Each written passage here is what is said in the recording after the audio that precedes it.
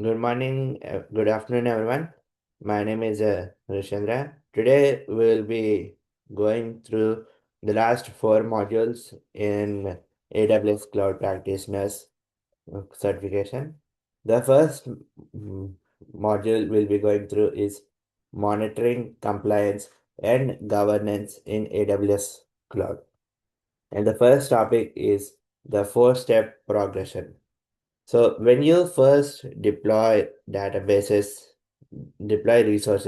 in AWS, you can't just set them and forget them. There's a logical workflow you have to follow to keep the environment healthy, secure, and aligned with regulations. I look at it as a four-step progression. The first step is secure. This is the baseline. Before doing anything else, you lock down the infrastructure, protect the data, and set up firewalls and access controls to keep unauthorized users out. The second step is monitor. Once things are secured and running, you have to watch them. Monitoring means continuously keeping an eye on system activity, resource utilization, and network traffic to catch anomalies before they become actual problems. The next step is audit. Watching the system isn't enough.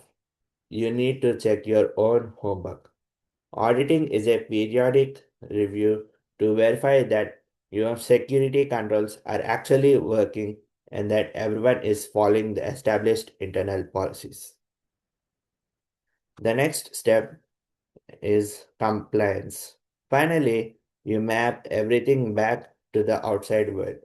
Compliance ensures that your internal security practices align with external regulations in, and legal obligations. So the next topic is CloudWatch versus CloudTrail. These two often get confused, but they track completely different things. The first one is CloudWatch. This is all about performance and metrics. It monitors things like CPU utilization, memory, and network traffic. You can use it to set up alarms and triggers automatic scaling. The next topic is Cloud Trail. This is your governance and audit log. It records every single API call made in your AWS account. Who made the request, from what IP address, and at what time, and what parameters they use. If a resource suddenly gets deleted or modified, CloudTrail is where you go to find the culprit. The next topic is auditing and compliance. Auditing AWS resources. To ensure compliance, AWS provides tools to automate configuration tracking, configuration tracking. Instead of manually checking settings, you can continuously evaluate how your resources are configured against your ideal security baselines. The next topic is AWS organizations. When managing multiple AWS accounts, governance becomes a massive headache. AWS organizations lets you centrally manage and govern your environment. You can use service control policies to put guardrails on what accounts can and cannot do. Mm. The next topic is health and optimization. AWS Health. This is your dashboard for the actual cloud infrastructure. If an AWS region is having an outage or if there's scheduled maintenance on physical hardware hosting your instances, AWS Health alerts you so you can plan around it. Next one is AWS Trusted Advisor. Think of it as an automated cloud consultant. It scans your entire AWS environment and gives you recommendations across five distinct pillars: cost optimization, performance, security, fault tolerance, and service limits.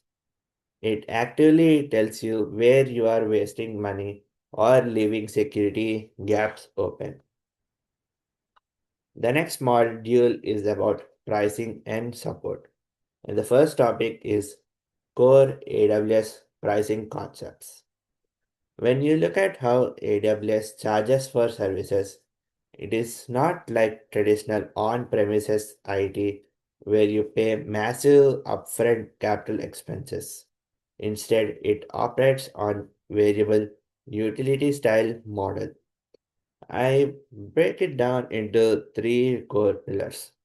The first pillar is pay for what you use. You can only pay the exact volume of resources you consume. If an EC2 instance runs for 17 minutes, or if you store 45 GB data in S3, you are built precisely for that footprint. No more and no less. The next pillar is pay less by committing. If you know your business has baseline workload that isn't going away for the next year or three, you don't have to pay the standard on demand rates. By committing to a consistent amount of compute usage, AWS gives you massive discounts. The third pillar is pay less the more you use. Services like Amazon S3 use tiered pricing tiered pricing. As your data grows from gigabytes to terabytes and petabytes, the cost per gigabyte actually drops. The next topic is AWS pricing and billing tools. To actually manage, predict, and control these costs so there are no surprises at the end of the month, AWS gives us a suite of specific financial management tools. Here is how they differ and how they work together. First is AWS Billing Dashboard. This is the operational hub. When you open up the billing dashboard, you get a clean, high level overview of your monthly costs, a breakdown of which services are costing the most money, and a look at your current payment status. It's where you go to see the immediate reality of your current cloud spend. Next one is AWS Budgets. This is your proactive defense tool. With AWS budgets, you don't wait around for the bill to arrive to realize you have spent too much. You can set custom budgets for costs or usage. And more importantly, set up alerts. If your actual spending tracks to exceed your budget threshold, it will trigger an email or SMS notification so you can stop it before it blows up. Next is AWS Cost Explorer. If the billing dashboard shows that you are spending, cost analytics helps you dig into why.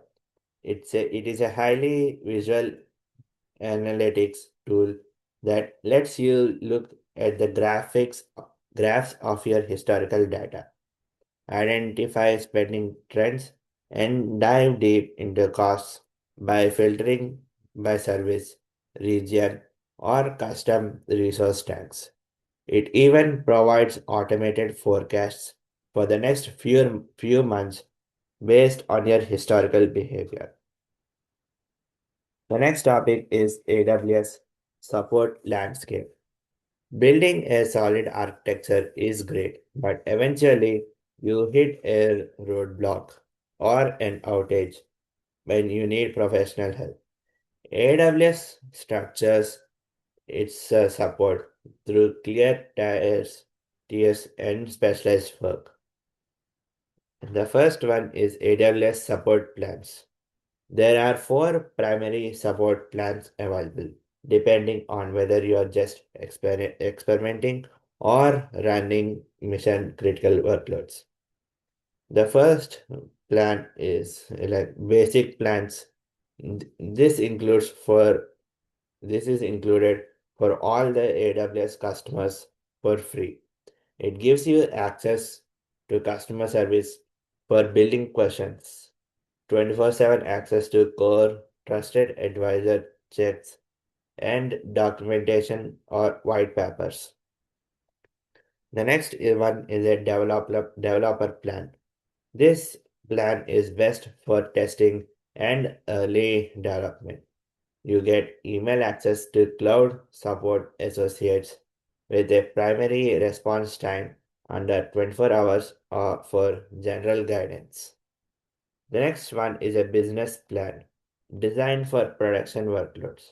It gives you 24/7 phone, chat, and email access to cloud support engineers with fast response times for a production system disruptions. It production system disruptions.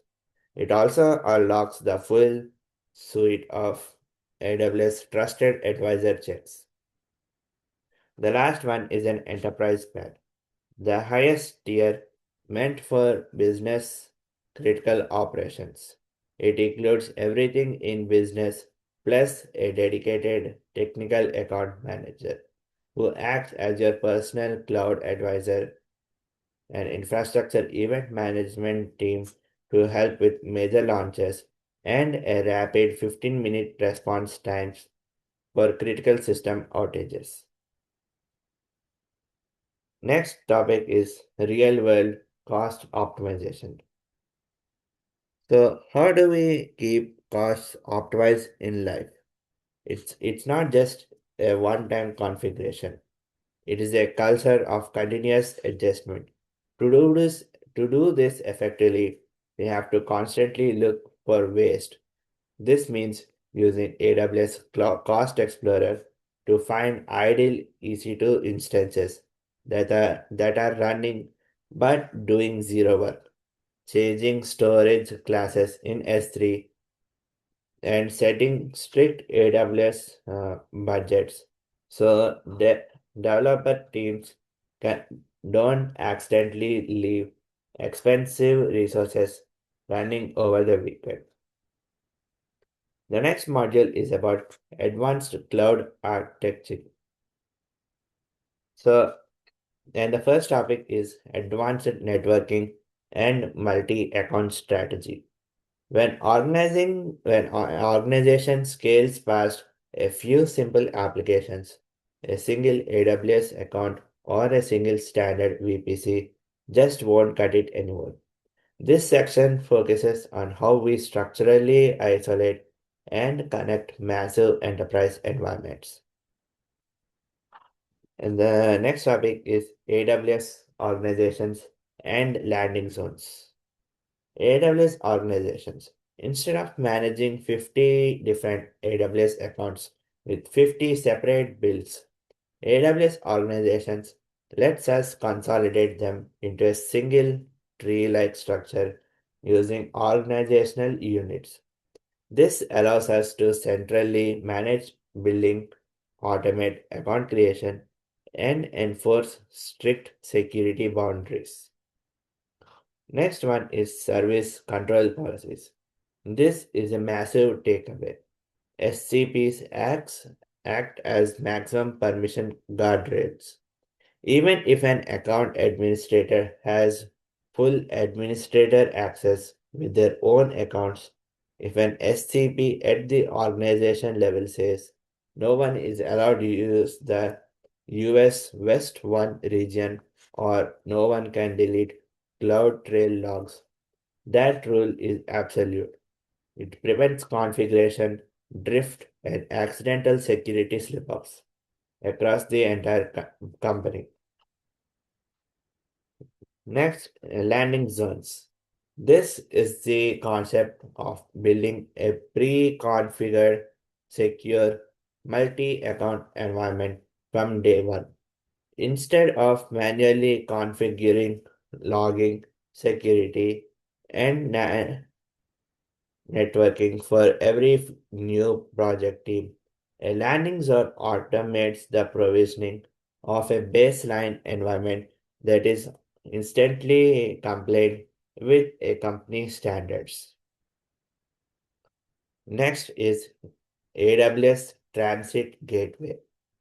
As the number of VPCs grows, connecting them via traditional VPC peering creates a messy web because peering isn't transitive. So the solution is AWS Transit Gateway. AWS Transit Gateway acts as a cloud router. It serves as a central hub where you can connect dozens of VPCs, on premises data centers, and VPN connections. It simplifies the network topology dramatically, turning a complex web of peer to peer connections into clean hub and spoke model that scales effortlessly. The next topic is high availability, fault tolerance, and disaster recovery. Designing for failures is a central philosophy in advanced cloud architecture. Werner Vogels, the Amazon CTO, famously said, "Everything fails all the time." This section covers how we build systems to survive those failures. High availability versus fault tolerance. High availability. This ensures the system is up and operational a high percentage of time. It usually involves automatic scaling and load balancing across multiple availability zones. If a server goes down, another one spins up automatically. There might be a brief moment of degradation, but the system recovers. Fault tolerance. This is higher, more expensive standard. A fault tolerant system can experience a major hardware or fast facility failure and continuously running with zero disruption to the user and zero loss of performance. It requires a complete hardware redundancy and active setups. Next one is disaster recovery strategies. When an entire region faces an unprecedented issue or natural disaster strikes, you need a recovery plan.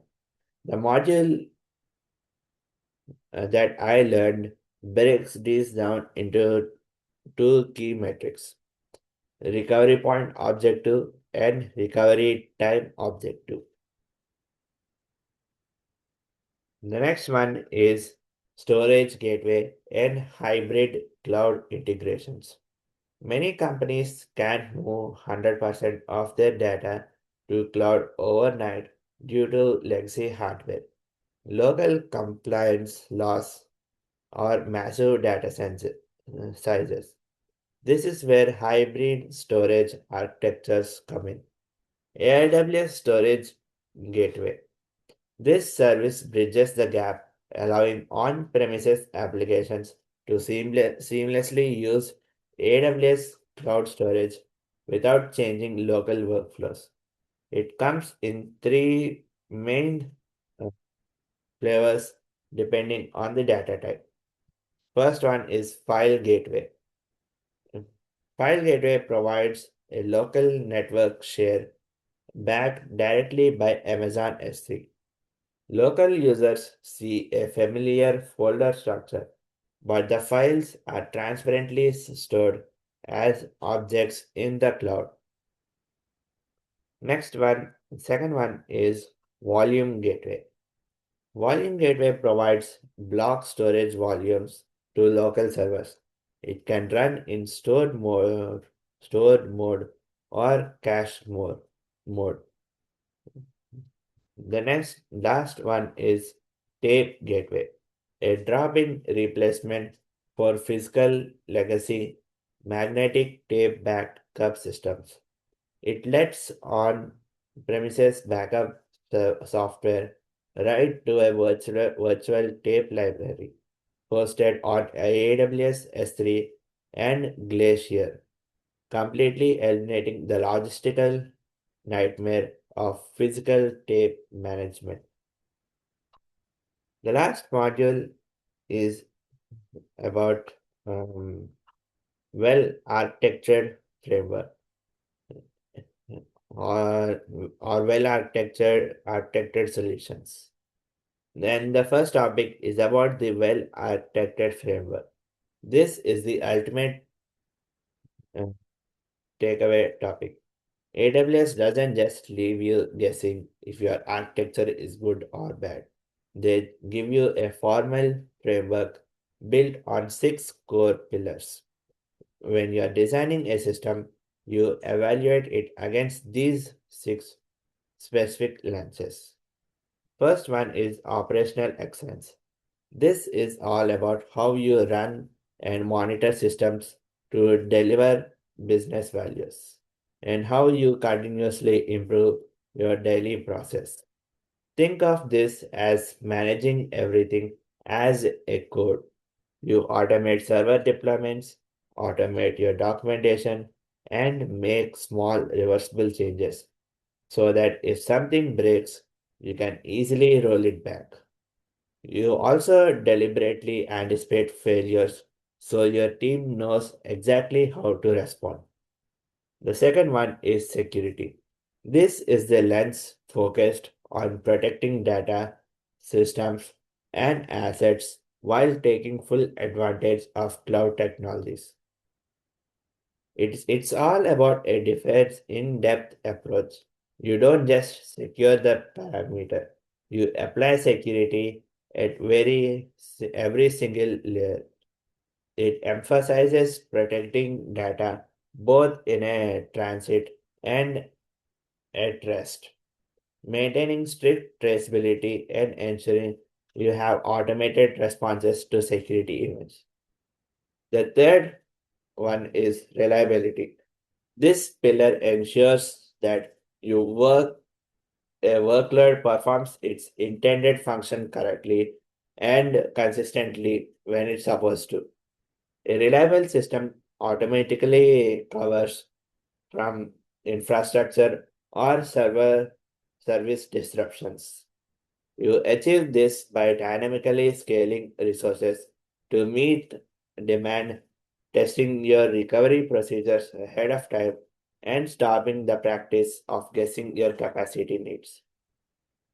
The next pillar is performance efficiency. This is about using computing resources efficiently to meet system requirements and maintaining the efficiency as demand changes and technologies evolve. Don't, the key idea is you should use advanced managed services so your team doesn't spend time managing infrastructures. It also means experimenting more often and taking care of your architecture global in minutes to lower latency for users everywhere. The next topic is cost optimization. This lens focuses on avoiding unnecessary costs and ensuring you get the maximum value out of every dollar spent. It's about building a cost aware culture. You look closely at your actual utilization, stop paying for data center operations you don't need, use managed services to lower the cost of ownership, and analyze your spend to scale down resources during off peak hours. The next topic is sustainability, the newest pillar. which focuses on minimizing the environmental impacts of running cloud workloads. This is a shared responsibility. While AWS optimizes the efficiency of your physical data centers and cooling systems, it's your job to optimize your actual code and data footprint. That means maximizing asset utilization and minimizing the total infrastructure required to get the job done. The next topic is AWS specialized services. Beyond the core building block, this topic touches on specialized AI domains where AWS provides ready made architectures to handle complex engineering workloads. First one is machine learning and AI, moving away from managing raw infrastructure to leverage fully managed environments to build, train, and deploy machine learning models at scale or using pre-trained AI services for language, vision, and data analytics. Next one is Internet of Things. Managing networks of physical devices. Um, The AWS provides specialized services to securely connect billions of IoT devices, route their messages, and process their telemetry data in real times without drowning your core network. Next one is data analytics. Handling massive data lakes, a big data query. Instead of building complex data pipelines from scratch, you rely on specialized analytical tools to process petabytes of unstructured data instantly. Next topic is cloud in real life.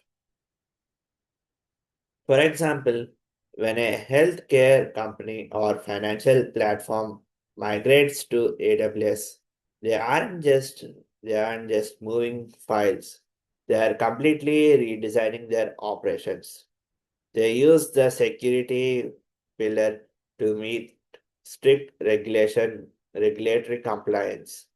The reliability and performance efficiency pillars to handle massive sudden spike in traffic and the cost optimization tools to ensure they aren't wasting capital on idle hardware. That's all for today. Um, yeah, and that's the end of AWS Cloud Practitioners certification. Thank you.